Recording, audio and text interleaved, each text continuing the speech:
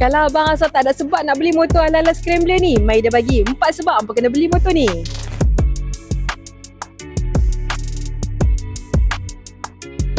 Tapi sebelum tu, bagi yang tak tahu ni motor apa, ni dia Avesta VTM 250M. Jom layan video ni sampai habis.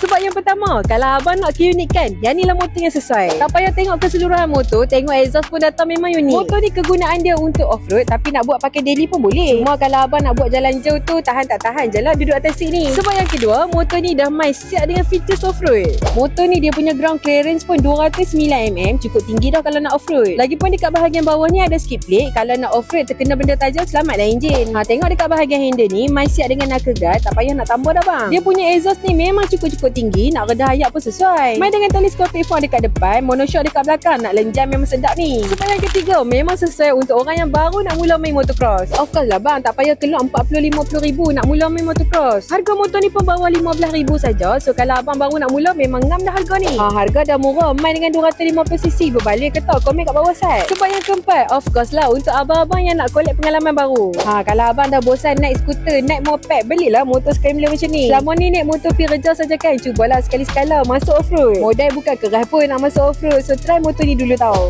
Cukup tak semua sebab yang dah bagi tadi? Kalau tak cukup, tekan je beg biru tu, nanti kita roja. Dah layan video ni, minta tolong like, follow, share tau. Until next review. Bye bye. Assalamualaikum.